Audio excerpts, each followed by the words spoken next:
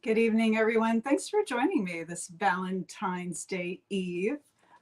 So we are the Fishing Channel, if you hadn't heard of us yet.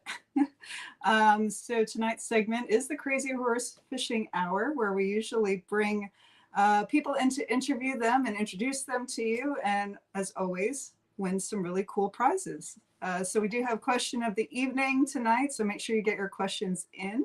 But without further ado, I'm going to bring the man of the hour, Bryan Dolph with Old Skool Tackle Company. Good evening. How are you? I'm doing good, doing good. Tired, but doing good. Yes, I feel that too. We're going to get through this. This is going to be good, though. Yeah. So I like to introduce always people who come on the show, because we have people who tune in who may not know you yet. So I like to say a couple of things about Bryan. Just so everyone gets to know Bryan, and you can say what you want to say about yourself. But one thing I noticed about you with your tackle company, you are making a huge staple in the Maryland community. I mean, there's not many people that I haven't met who doesn't know who you are and the quality of your tackle.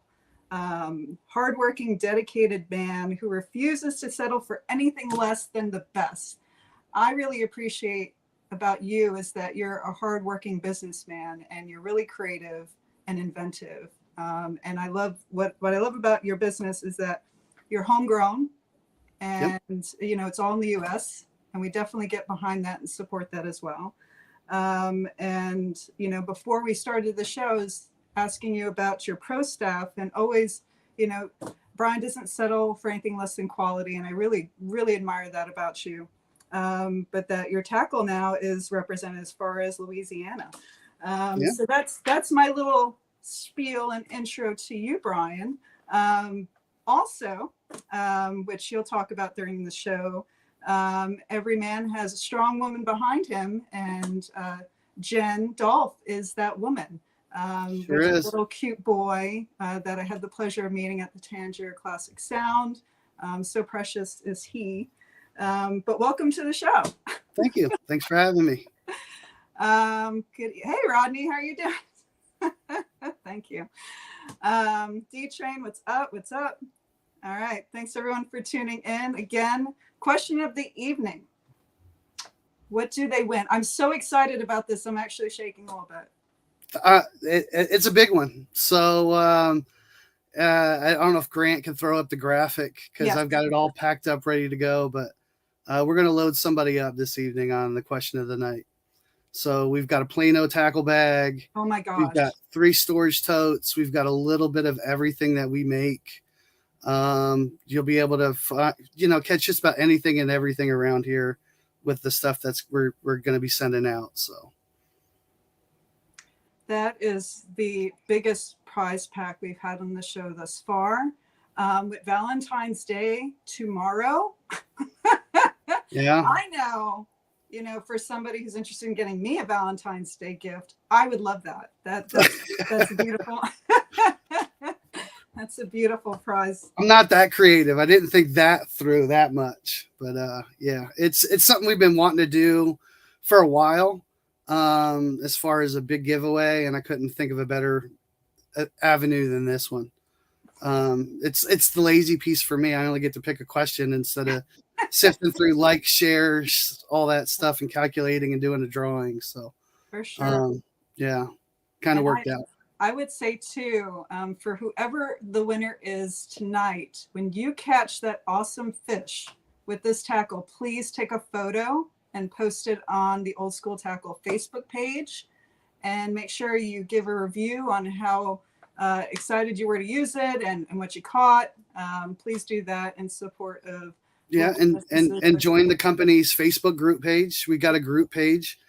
We started that to beat the Facebook algorithm with the whole business branding and some of the traction of posts getting thrown down farther the list. But actually, this year we want to build out that community more, and it be more about encouraging anglers, sharing tips, sharing stories, and every month. Of all the customer submitted photos, we're going to turn the group photo for the entire month based on one of those submissions. So, it's I can't always get out and fish. I mean, my customers fish more than me, so they a lot of the pictures you see on the website, I didn't take those pictures. Those were just, customer submitted photos and saying, "Hell, my goodness, look at this," and played around with Photoshop and got a little artistic with it and put it on the site. But yeah, we really appreciate the customer feedback. For sure. In addition, I'm not sure if this is a continuing thing, but I've seen you do lives before. Are lives more in the future of Old Skool? Because I think that you teach so much that's so valuable in your lives. Should we expect more of you with that? Yeah, I would like to. And actually, I just got a video emailed me today. So last fall, I was asked to speak. My wife's supervisor, my wife's, she works part time with me in the business, Right but her on. real day job is she teaches 8th grade science Wow. at the middle school level. So her supervisor asked me to come in and speak for professional development day for the teachers about the business, how we go about doing it.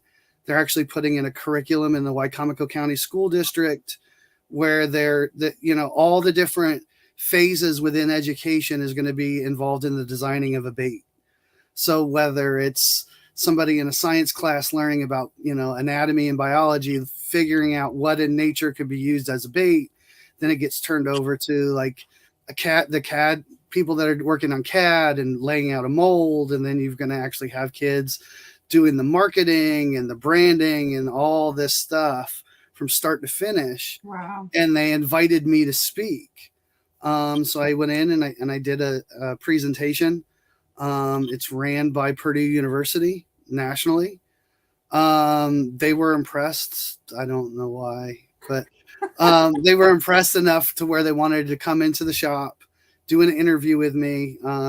Got some pictures out in nature with me fishing and whatnot. And that video is actually getting put in classrooms across the country now. So it's just every little bit that I could do to give back. That was just one of the things that's just kind of just miraculously fell into my lap, and they sent me the final edited version, and it's really cool to see. They did a lot of stock footage of the area, and they did right by showcasing the Eastern Shore of Maryland and Wow. what you could potentially do in the future. So it's good for the children, and I love to give back any way I can. So Wow. I'm in awe right now. And I love that you shared, Kevin, the kids these days will be able, 3D printing is really yeah. true. But I forgot what I was saying. But yeah, so just, that was one of my questions. Every time we have our shows, I always ask, about giving back and conservation and children. It definitely has a special place in my heart. So I think that's amazing that you have been called to do that. I didn't, and when she asked me, I was like, I'm the worst person to ask because I was the kid in science class that hated it. Like, I was like, because the teacher never connected with me and said, hey, if she would have taught me about, when we were learning about the weather and the clouds and everything else, if she told me what the fronts do to fish and wildlife, I would have paid attention. But when they weren't connecting with me at a level that I just dismissed it all, and I was like, I'm never going to use this stuff. And then when I started the business and understanding about the chemical bonds and all these transfers and how to make something and the amount of science that actually went into it, I was like, man, I probably should have paid attention more when I was in school. So that was kind of how I let out. Like, I'm like, for me to be standing here telling educators about what I do and how science applies is mind boggling to me. But yeah, I think if, people like me and the local community can get into the classrooms and show kids and connect in a way in which they may be able to connect, they might be able to take their education a little bit more serious. So, that's beautifully said. That was very touching. I don't have tissues. I'm not trying to make anybody cry. No, it was really powerful because it truly is so important, everything you said. So thanks for sharing that with us. And I know that you will do amazingly great, no doubt. So, but let's get into some, before we get into the audience questions, can you tell us a little bit about how did you end up in fishing and doing what you do? So I was an Army brat growing up. So my dad was in the 82nd Airborne. I lived in Fort Bragg. We traveled a lot. I didn't really, I mean, I would come, my mom's parents had a vacation place both parents are from North Jersey. My mom's parents had a vacation house in Ocean City that they would go to in the summertime because they both worked in education, had summers off. So they'd come down, they'd go down to their beach house in West Ocean City. And they would spend their summers there. And on our vacations, we would visit. My mom's father, who you have the photo as who's the iconic guy in our main logo.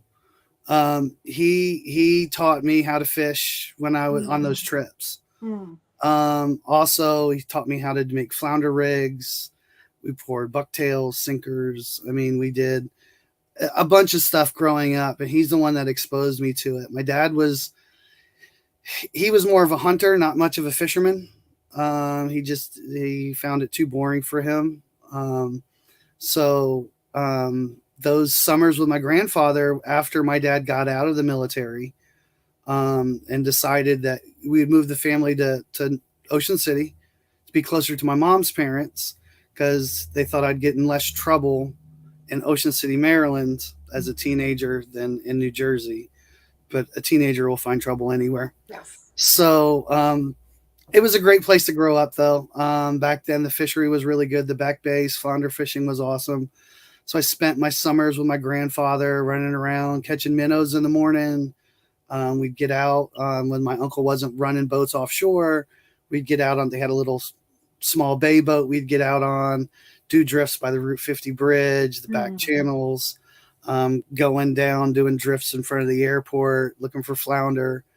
So that's kind of, where I got my start in fishing. And then as I got older, I started gravitating less away from the bait. There was a tackle place right on the corner of Golf Course Road and Route 50. It's called Delmarva Sports Center. It was actually owned by a friend of mine's grandmother. And there was a gentleman in there by the name of Lynn Jarman.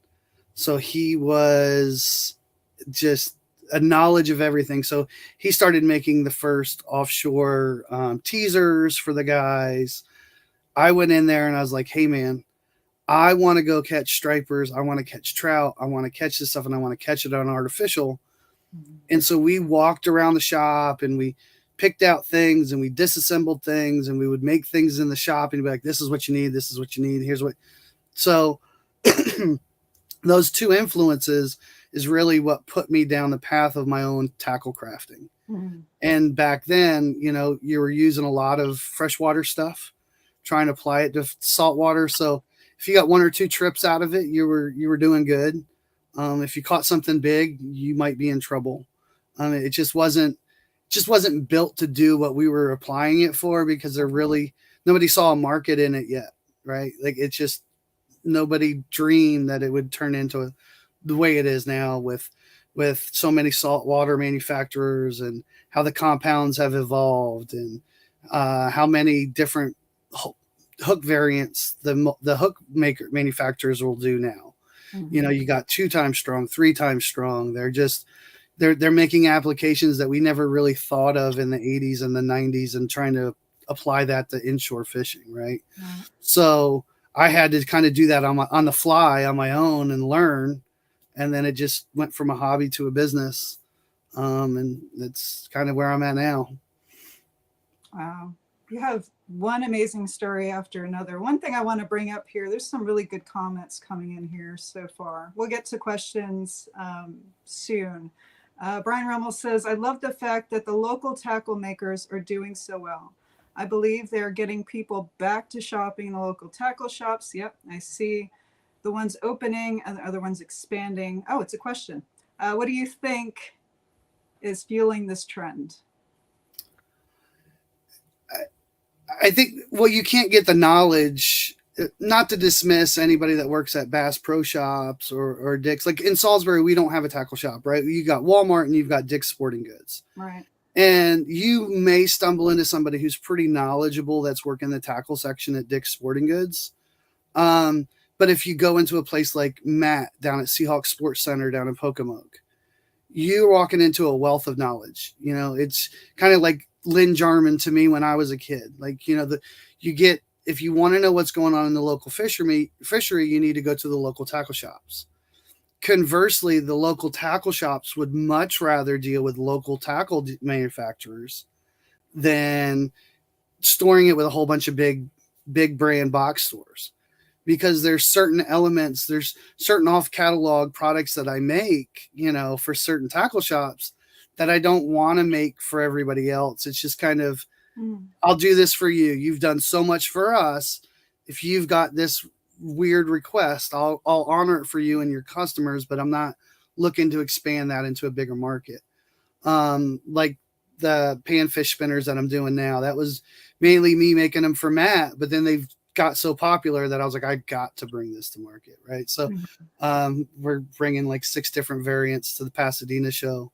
But that's where I think that's what's really sparking the trend, is that I think as people are learning to fish differently, like, you know, you still have the mainstays of you're going to troll and you're going to run planer boards and you're going to run parachutes and umbrellas and all these things. But I think the younger generation and possibly the tail end of the Gen Xers like me, we want more out of fishing, right? Yeah. We don't want to sit and wait. We want to actively engage. We'd rather run and gun, burn a bunch of fuel and try and find fish than just run around in circles or working, you know, in the fleet, that kind of the escapism. And that's what's trending more towards the light tackle fishing aspect. It's, you can find your places and get away from everybody, especially here on the Eastern Shore, whether it's freshwater or salt, you can find an area to go and escape, throw light tackle, catch some amazing variants of species, have a great time. But you have to go to the local tackle shops if you want to know what's working, right, what areas are the hottest. They're not going to give you GPS coordinates, right, but they'll tell you roughly, yep, you know, because they're fish, they swim. They don't sit in the same spot every day. Right. They're going to move. They're going to say, well, this area has been hot lately. You're not going to get that by walking into Walmart or Dick's, or we don't have a Bass Pro Shop around here. But I would think if you had somebody in like a Bass Pro Shop or something like that, they're probably well enough first to get you close, but they're not going to have that interaction with the local guys that are making product. Okay. So I guess we're also going to throw in a TFC performance shirt with that amazingly generous prize pack that you're offering for question of the evening. I like it, Grant. Up in the ante. There we go. Share it out. Let's see. Let's go to some questions, and then we'll get into conversation about what's going on with your store products, particularly my favorite, the Predator series, and how to catch those amazing fish. So let's pull in one here from Rodney Green. What is the most challenging product that you have developed?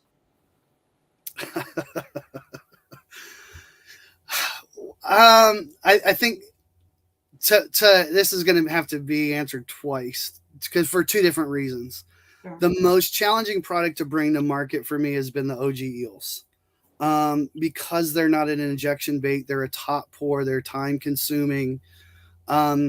It was kind of a hidden gem of a bait that I made for a select few individuals that wanted a 9-inch eel to light tackle jig for rockfish and drum and cobia.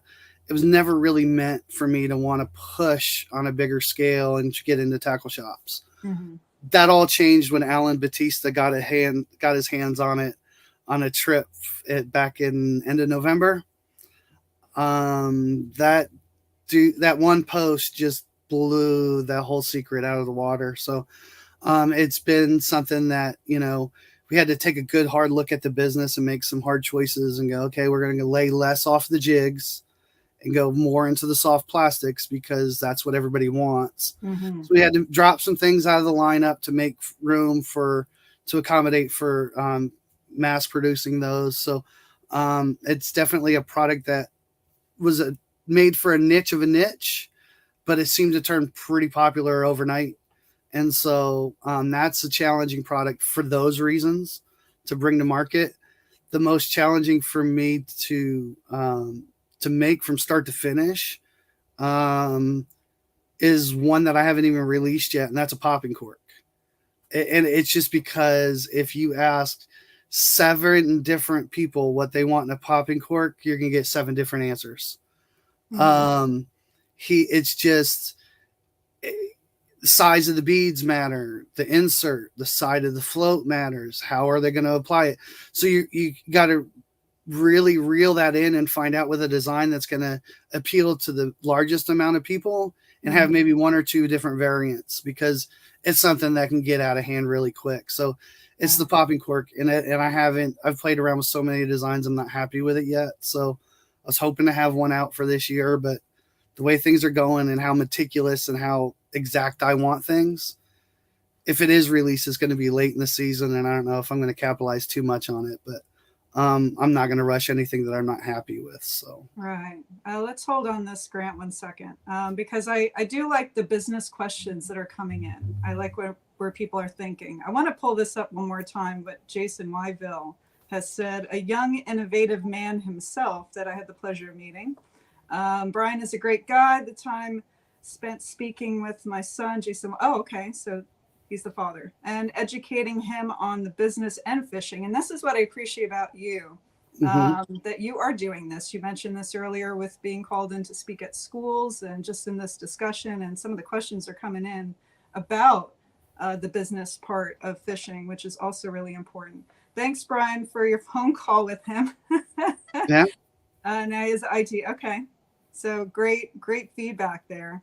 So let's go into one more question. I'm glad I was able to help him out. And he did message me and say that he got the ID, and he's well on his way to starting his own business. So yes. There's always a piece of me where, and I've got to be careful because I don't want to give the whole farm away. Yes. But I can give, access to certain parcels of the piece here and there. But yeah, it's, I don't mind helping anybody out. I mean, it's anybody that comes to me and real respectful, I will go out of my way to be respectful back and help anybody out in any way possible. I like to maintain my neutrality and be Switzerland and stay out of as much stuff as possible. Good. And support as many people as I possibly can. Yeah. Because there's always elements in this business where, I remember having a conversation at last Pasadena show with Damien from Spectra Baits, and he was picking my brain apart. A young kid, go-getter, just really picking my brain apart. And I was helping him out. And then I asked him this one simple question. I was like, you're in Havre de Grace. I'm in Salisbury. Who's your competitor? And he goes, well, you are. And I go, no, I'm not. Like, you have your customer base there. I have my customer base here. Our competition is Berkeley. Our competition is Z-Man. When you lose sight of the bigger fish in the pond and you're too busy bickering with the smaller fish, you're never going to get to where you want to go. You always have to look forward, and you don't need to step on everybody that's small around you to get there, because you can always find ways to work with each other in a mutually beneficial relationship that's going to build you both up at the same time. Amen. Love that. Let's go into one more question, and then we'll get a little deeper. We do have a lot of questions coming in now. Let's see. Grant, who's next? Thank you. So Robert Figliosi, what is the secret to choosing the size of a jig head as well as the size of the plastic, and when to use the skirt for best results? Man, that's a lot to digest. You're going to have to keep that question up there for a little bit. I'm going to have to dissect that one. So the jig head size, you're talking about multiple different sizes, right? The weight's going to depend on how deep you're fishing, what the current, the conditions, all that. Typically I'm fishing in anywhere to 6 to 12 feet of water. So anything heavier than even 3/8 is kind of heavy for me. Sometimes I like to go a little bit lighter. Um, but, but when you're talking about matching a jig head up to a bait, again, this is a conversation where you can have multiple different discussions within the same things. Some people will say short shank hook on a long bait. I'm not one of those guys. I do not want a short shank hook on a longer bait because that bait's going to have a tendency to flop over. It's not going to be a natural presentation. Makes sense. If you're running a shorter shank hook in a high current area where it's going to still have enough current pushing through to keep that bait from side flopping, you can get by with a short shank hook, right? So it's just knowing where you're fishing, what it's doing around you, and how to apply all that. There isn't really an exact science to that, right? If I'm fishing for, like when you're fishing for rockfish, you're hitting everything from the head anyway. So you don't want to have too far long. You don't want your hook to be too far back, right? Because you got to understand how that fish is hitting the bait. They're not hitting it from the back. A bluefish is going to hit it from the back. Speckled trout's going to hit it from the back. A snakehead's going to hit it from the back or underneath, right? Like it's just knowing how the fish feeds and where they strike is going to be dependent on a lot of those factors as well. When it comes to skirts, that's when the nice thing about a skirt is it's going to give you that flared profile to make it look like a bigger bait.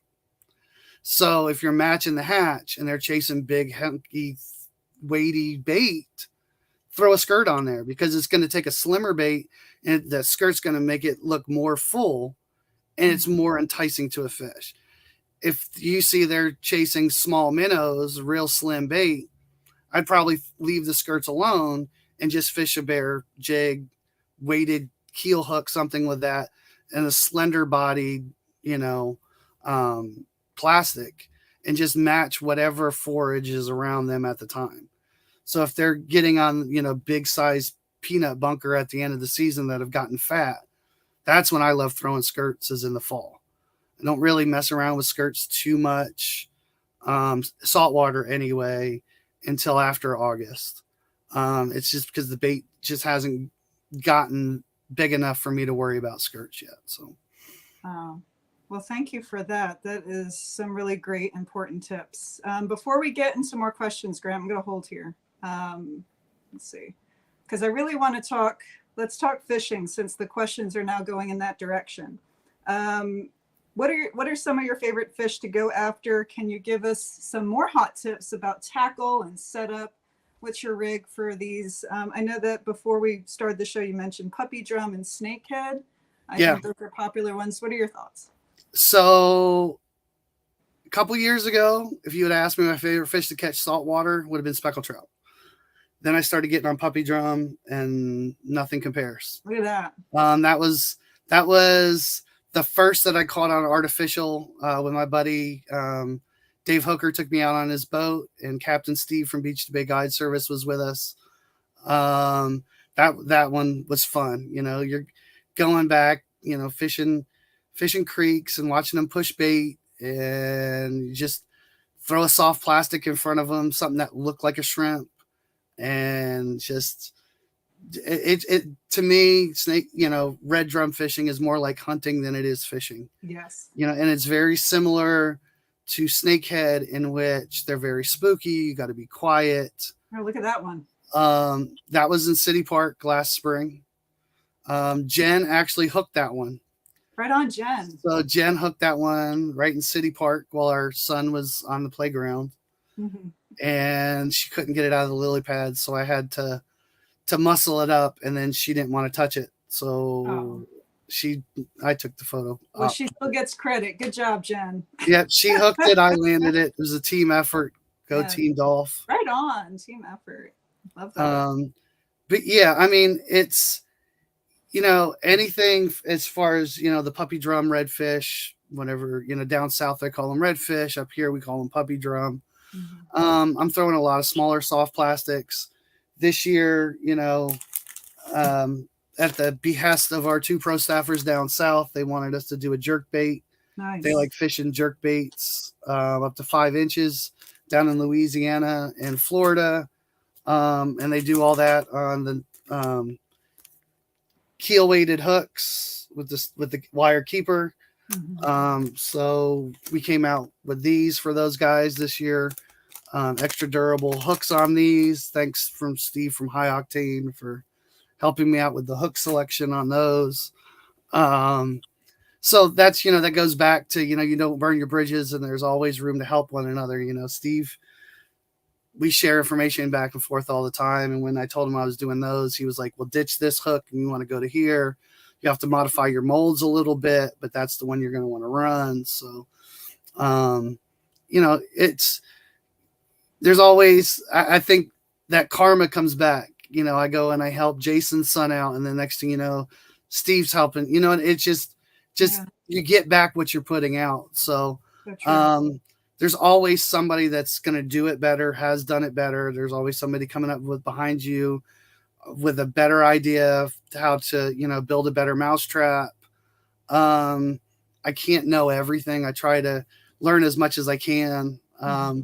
And, we can share enough locally about our failures to each other to know, like, oh no, that's a mistake right off the get-go. Don't go down that road. Right. So, but yeah, we'll have both of those products at the Pasadena show. These are 5/0. We call them the Dragon Slayers.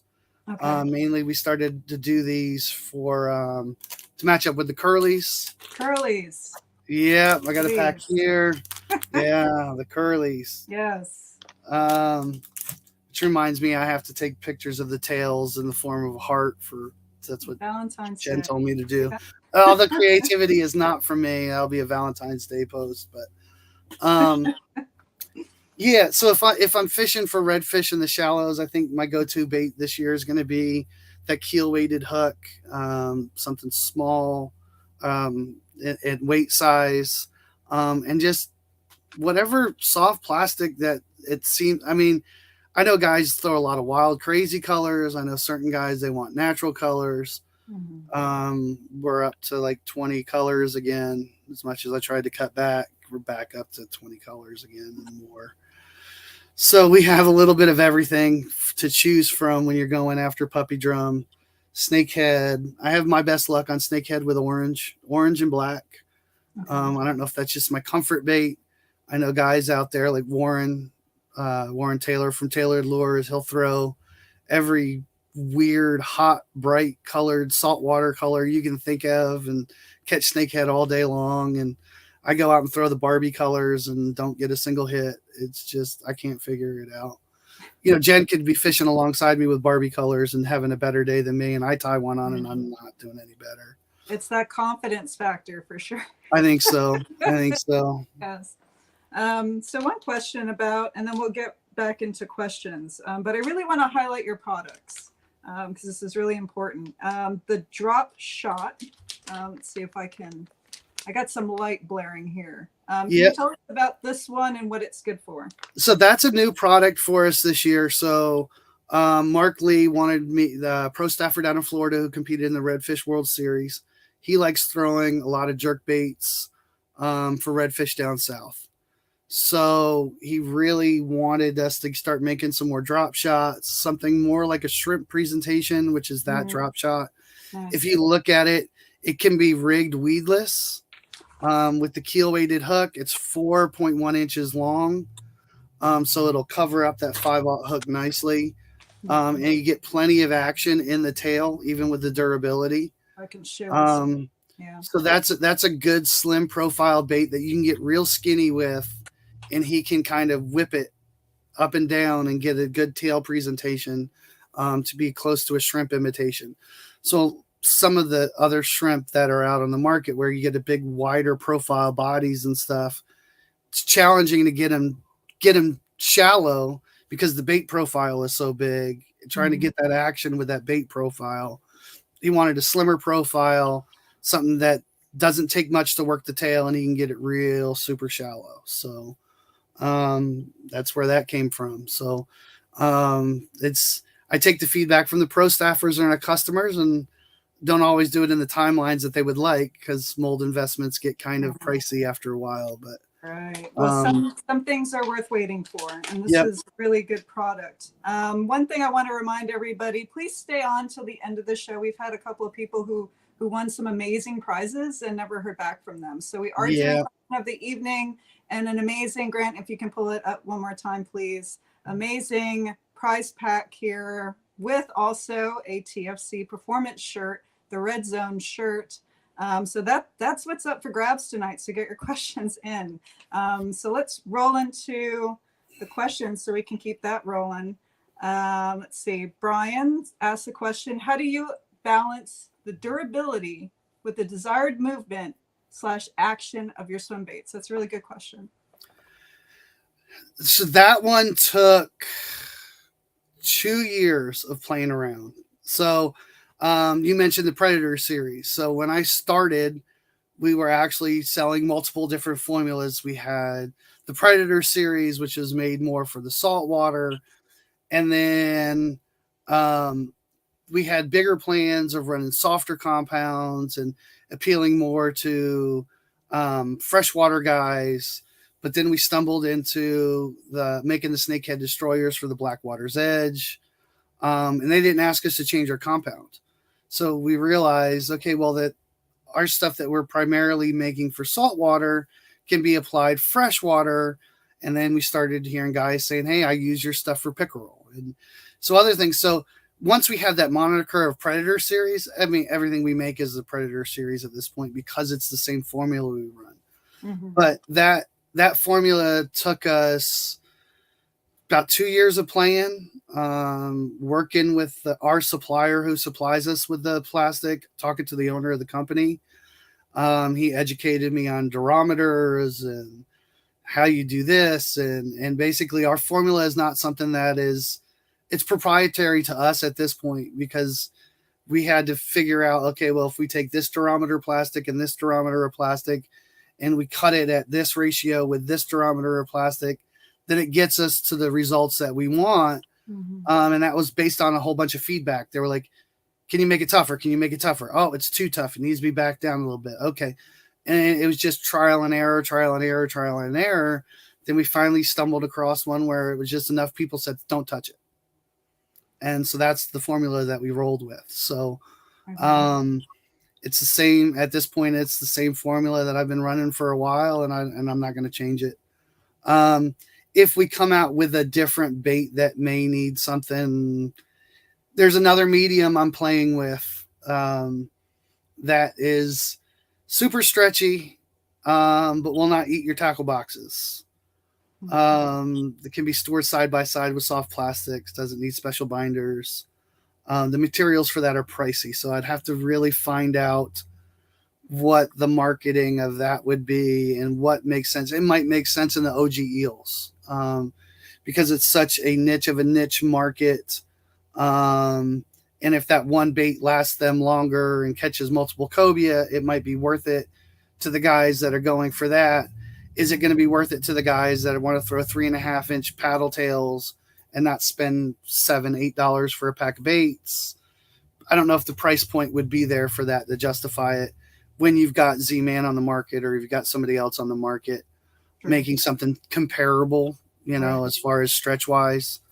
So it's all about the marketing and where it makes sense. And it's this medium I played around with for 2 years, and I've thrown them with paddle tails that I've used before. The action's great. But again, it's at a price point that it's hard to, unless I can find a distributor and lock in a whole bunch of materials to bring in at a discounted bulk price. But yeah, so, that matching is, I've taken plastisol, I think, as far as I can go on the soft baits, as far as durability and maintaining action. Mm-hmm. I don't think I can improve upon it as much. I don't do a lot of the bass stuff, stick baits, where they want salt and fall rates and compare me to Gary Yamamoto and all that. I don't, that's, bass fishermen are too high maintenance for me, man. I love the saltwater guys. They're like, how many fish can I catch with it? That's all I care about. That's it. Appreciate that, you mentioned earlier, you listen to your customers, you're not afraid to try different things, be innovative.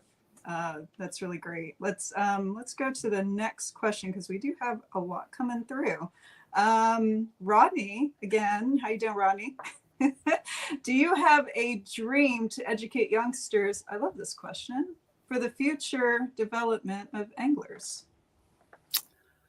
I don't know if I have a dream as much as I try to do it as much as possible. And I think that's just an honor of my grandfather. I was actually, when I launched the business, there was a guy I was working with at the pharmaceutical company I was working for. And he was like, "Oh, you started your own fishing business and I fish." And he goes, and he saw the logo and he goes, "Is that Mel?" And I go, "Yeah, that's my grandfather." He goes, "Mel's your grandfather?" And I go, "Yeah." He goes, "That man taught me how to catch bait. He taught me how to fish on the Oceanic Pier." And that was just the type of a person my grandfather was. Like anybody that came around him and asked questions, he gave them the answers. Like there was no secret, you want to know how to catch flounder? You want to know how to tie a rig? Here, sit down and I'll show you how, and that's how he was with his grandchildren, right? Like he loved to go fishing, but he had a lot of patience. But the one mandate with him was, if you're going to fish with me, you're going to learn to tie your own rigs and you're going to bait your own hooks. Right. So that was just the type of person he was. So for me to pass on his legacy and get the approval of my grandmother to use his image, and that's where the name Old Skool came from, was from my grandmother's living room when we sat down and she picked out the picture. I said, "I would love to use a silhouette of him for a logo." And she picked out the picture, the iconic one with the pipe hanging out. And so it's, for me, that's important, if anybody, and it's not just youngsters. I mean, there's plenty of people that are getting into fishing in their 40s and 50s. It's anybody that wants to get in and change how they fish. I'm more than welcome. I'm more than happy to help anybody. So right. I love that it's not just a business. Like you said, this is a legacy. So important. Yeah. So let's move on to the next question. Michelle, how you doing, Michelle? Great background story. Yeah, I couldn't agree more. If you can fish any species local, what would it be? What rod, reel, bait, lure would you use? See you at Pasadena. Oh, see, I'll see you there, Michelle. There'll be a lot of people there, but we'll be set up. The great background. Oh, if I could fish for any species local. So I've pretty much fished for everything I want to locally. But if I had to make a preference, I'm going to go and stick with my pups. No, I take that back. I still have a bucket list item. So I've caught a cobia on bait before, but I've never caught a cobia on artificial. So that's someone where you got to be with the right captain, right situation, and make the right cast at the right moment to make that happen. So, I definitely want to catch cobia on artificial. That being said, what rod and reel? I'm going to leave that to Captain Steve, because I'm probably going to be with Captain Steve Mason on his boat, running whatever rods and reel setups that he's got on his boat. I'll let him make the decisions, but definitely would be throwing that 9-inch OG eel. And I believe he matches all the jigs on his boat. He's going to have it matched up with a GI jig, jig head. So awesome. That would definitely be my go-to, because I want to catch it on artificial with my own soft plastic. Right on. That would be awesome. Make sure you take a video. If not, definitely plenty of photos. I'm terrible at that. Hopefully Steve will be videoing. I'm the worst. When I go fishing, I don't try to market myself. That's my retreat. That is my allowance for working as hard as I do, is I get to go disconnect. Yes. Go fishing. Don't take pictures unless I'm in a tournament and I'm only taking a picture of the length of the fish, not doing selfies, not taking a picture of every fish I catch. Right on. It's a way for me to detach from everything and enjoy the fruits of my labor. So yes, that's good advice, because I think we get caught up in the pictures and everything so much. You just need to learn how to live in the moment. Put it down. If you look at my personal social media page, you would think I don't fish. I mean, I do fish. I just don't take many pictures. And most of the pictures of me holding fish is because Dave or Steve or whoever I'm fishing with was like, "Hey, we got to get your picture." Because I don't think, "Hey, I caught a fish, take my picture." There it is, the picture. Yeah, that's my wife Jen took that picture. Aw, he's so cute. Yeah, that was years ago. He Yeah, looks so excited. That's precious. That's worth a photo. yeah. So Robert Figliosi, one of our sponsors. Do you think color matters? And do you always need big lures to catch big fish? Big lures do catch big fish. But that being said, I've also caught 32, 33, 34-inch rockfish on a 3 3/4 inch paddle tail. Like it's they're gonna hit whatever's they're matching the hatch with at the time. So I was Right. able to catch that fish early spring. The bait wasn't big. They were pushing in shallows on stumps. He just liked the size of that bait because it was something similar. If he'd been waiting around for a 6-inch bait to go past, he'd probably starve. So you can catch decent sized fish on smaller bait. But if you're going to go after, um, I've also know guys like on the 4 3/4 inch hammers that we do, it's not a huge bait by any means. The profile and the action presents itself to be a bigger bait. Right. But Brandon Wingate from Salttail Charters was catching bull reds on it all summer last year. Mm-hmm. So again, it's those big fish will eat whatever is in the ecosystem at that time, size wise. True. If they're chasing eels, that's you're gonna throw a bigger bait.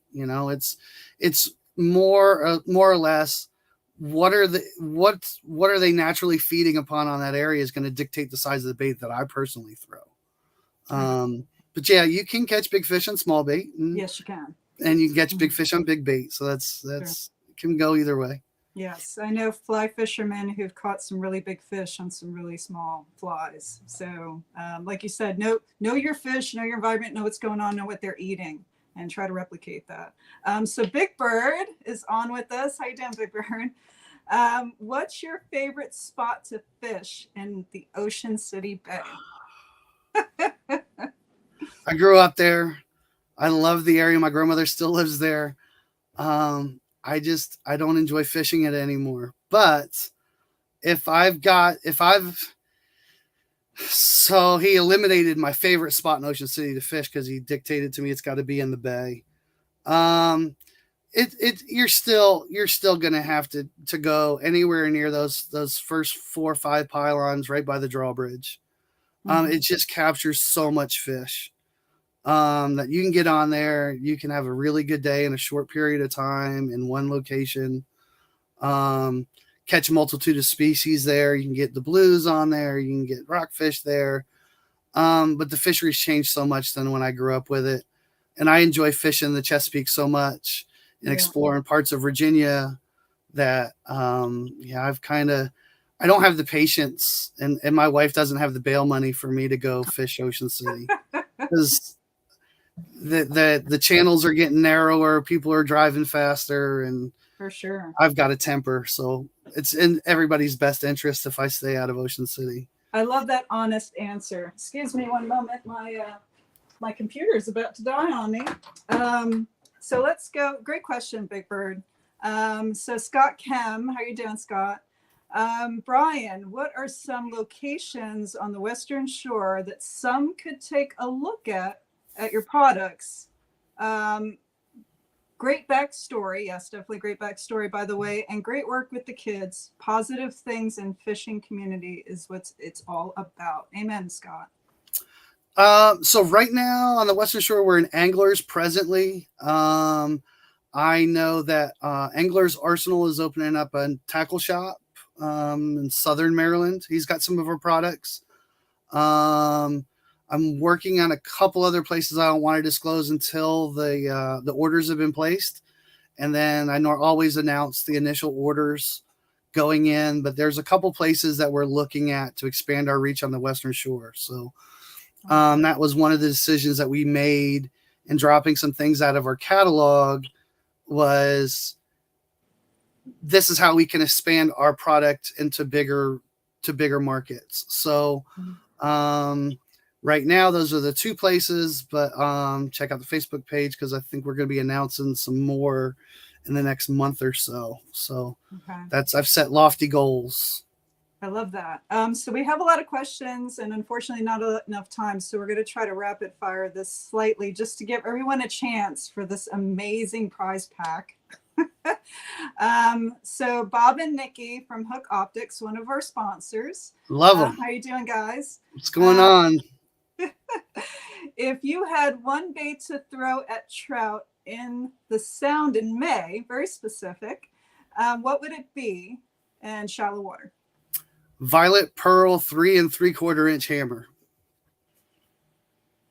That is, I mean, that color in general for anything, any species, any conditions, any time of year, it's just been a hot color for us. Like so much that I don't know if you can see the production board behind me, but Yeah. I've got to run so much of it for Pasadena because it's a color we have a hard time keeping in stock. All right. Well, great question, Bob and Nikki. Mark Lee Jr. Bryan, if you can give yourself advice 10 years ago, what would it be? That's a very creative question. I like that. I love you, Mark. So that's Mark Lee, everybody. That's the pro staffer down in Florida. Mark, if I can give myself advice 10 years ago, would have been to do this 10 years sooner. Yeah.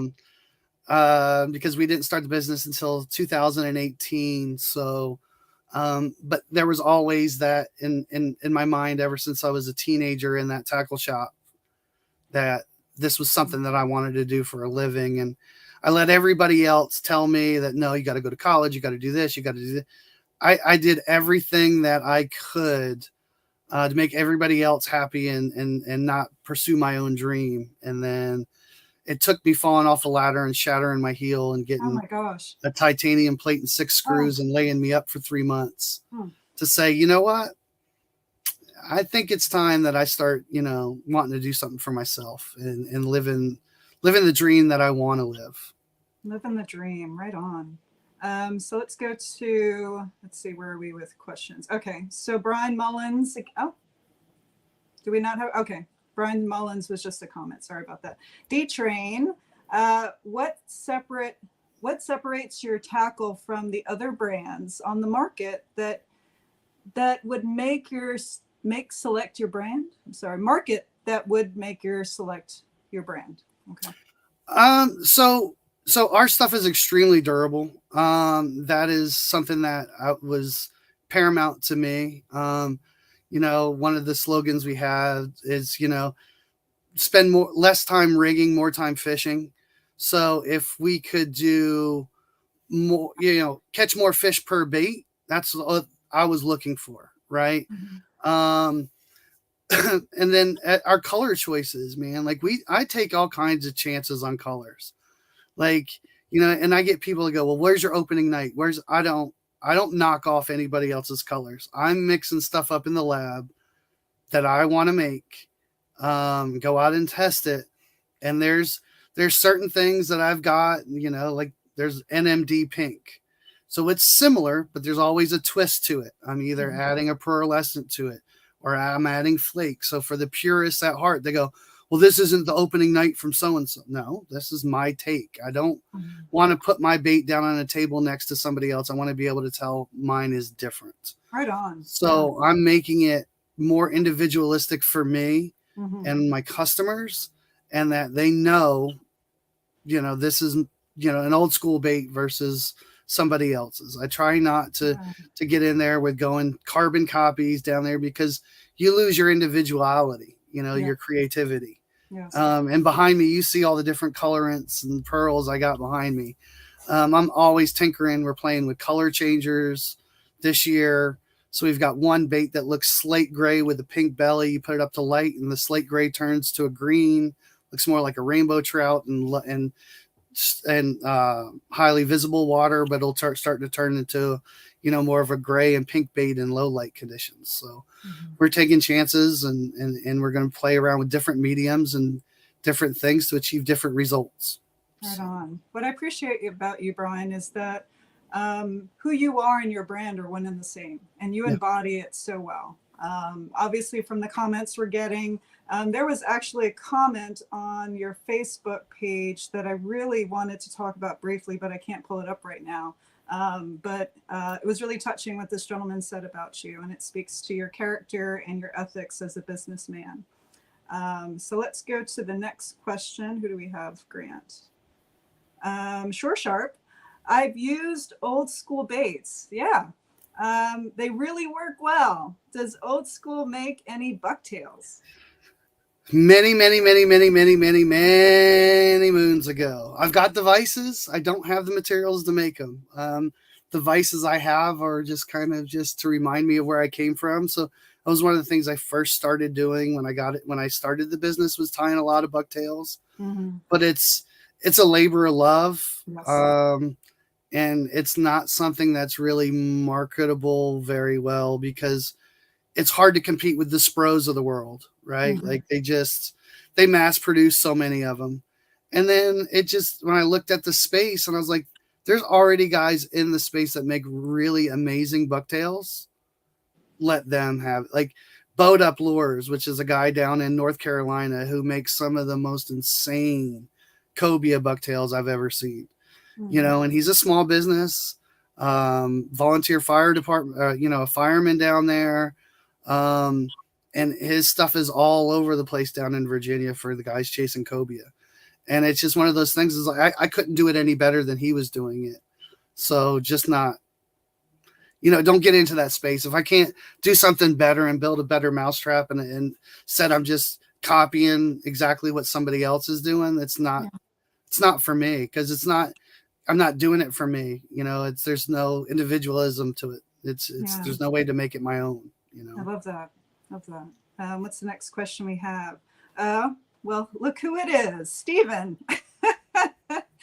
Bryan, what 3 fish will be your priority this summer to chase and to go the go-to bait for each of those? Cobia, OG eel, bull reds, 8-inch grub, and then snakeheads. I want to catch some. I want to catch some snakeheads on the curlies. So Steve knows all my snakeheads last year came off as Frogzillas.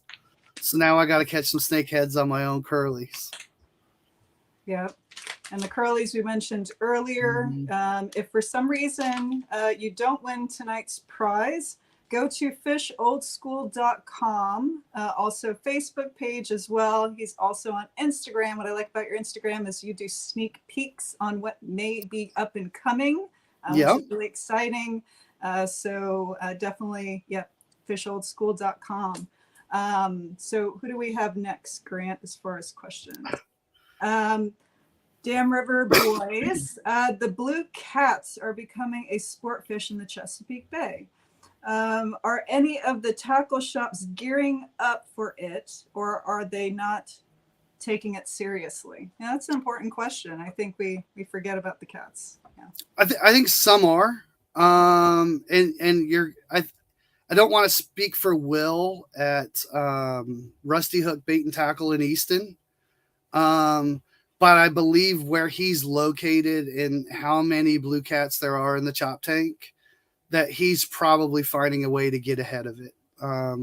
So if you're down in that region on the Eastern Shore, I can't really speak too much on the Western Shore. I'm an Eastern Shore guy. But there's always a local shop. Is there gear being manufactured specifically for blue cats from the local makers? Not that I'm aware of. But how's it going, Butch? But you can go into any local tackle store and they're going to show you how to make a rig with bait to catch blue catfish, right? They've got the hooks. They'll tell you the leaders that you make. So any local tackle shop should be able to get you and point you in the right direction on how to get on the blue cats. That being said, they're bycatch from some of my customers throwing paddle tails. It happens. We've got them in the Wycomico River now. And, people are fishing from their dock with small paddle tails and catching blue cats too. So anything's possible. And I think just as the sheer numbers of them, you're going to start to see a lot more of that too, I think. Well, great question. So we have time for one more question because we already hit the top of the hour. So we're kind of pushing a little bit, if that's okay with you, Bryan. I'm fine with that. I've got plenty of coffee in this cup. Okay. Thank you. So Sure Sharp, I'm 15 minutes south of Salisbury. Do you sell baits out of your shop? We do. Um, I know we carry stuff at Wink Sporting Goods down in Princess Anne. That's going to be close to you. He's got a small selection. He's want hopefully in the future. He's talking about expanding out of shop because he's mainly an archery shop now, archery and hunting and firearms. Wants to get more into the angling port. So when he does that, we'll have more of a selection there. You can find us down at Seahawk Sports Center in Pocomoke, which is going to be close to you. But anything that they don't carry, you can always order online and do a local pickup.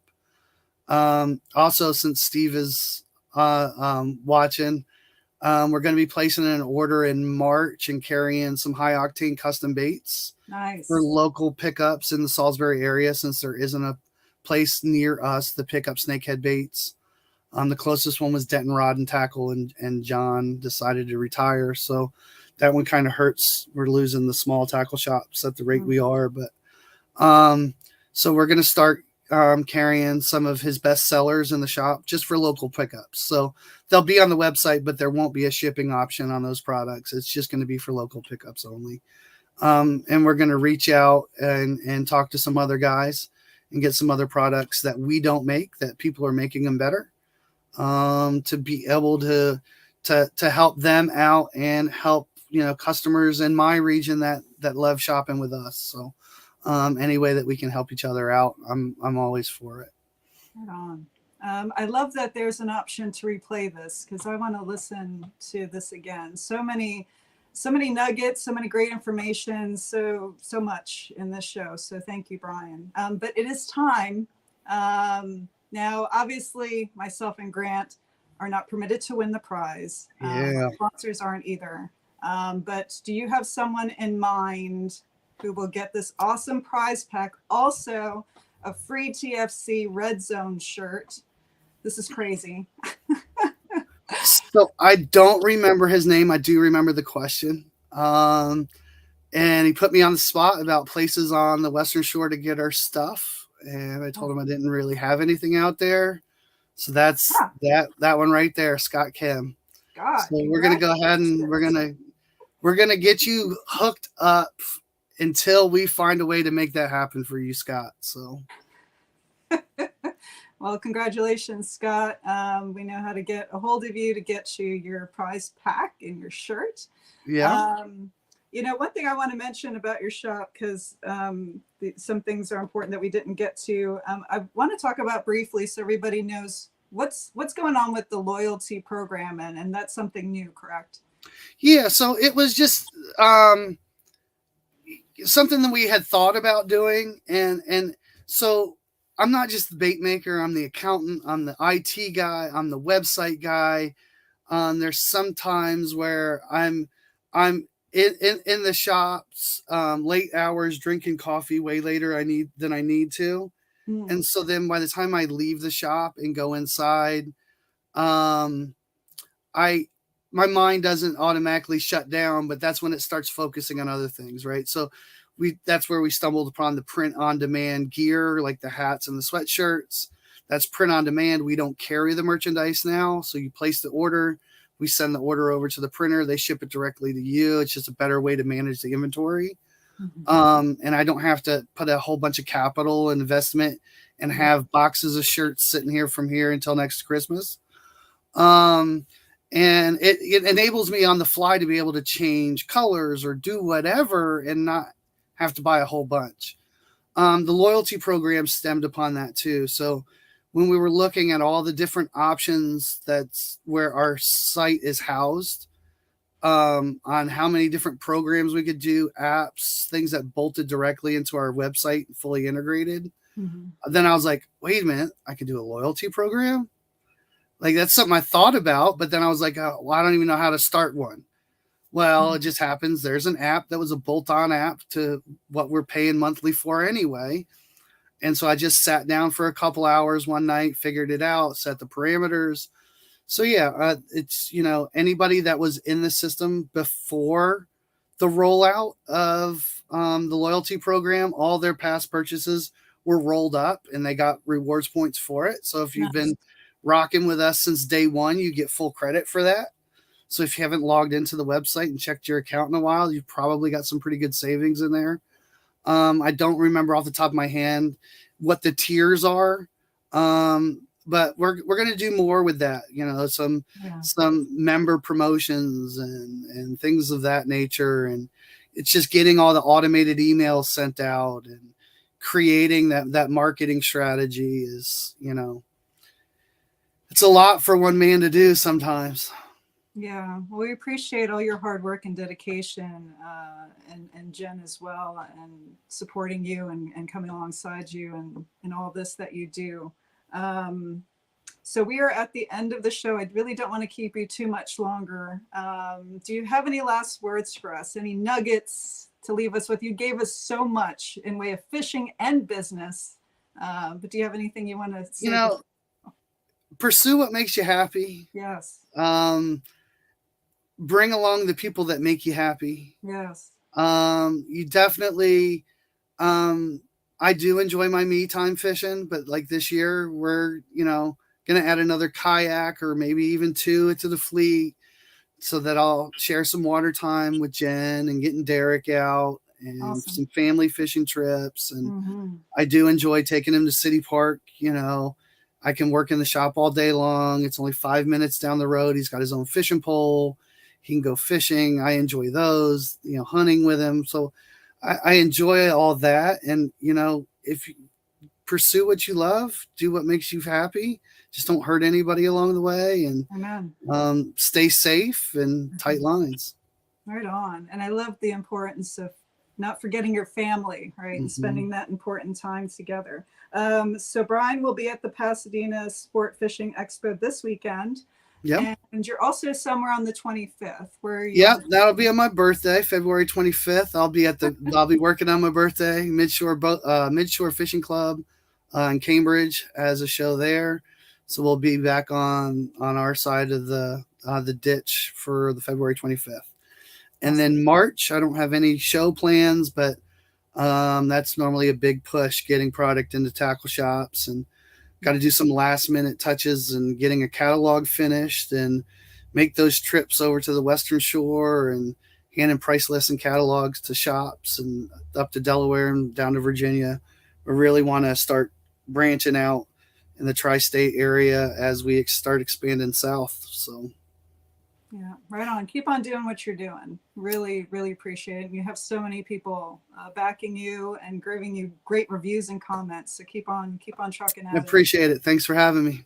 Thank you. Thank you so much, everyone, for tuning in. Thank you for your questions. And as always, everyone, have a great evening and fish on, everybody. Bye-bye.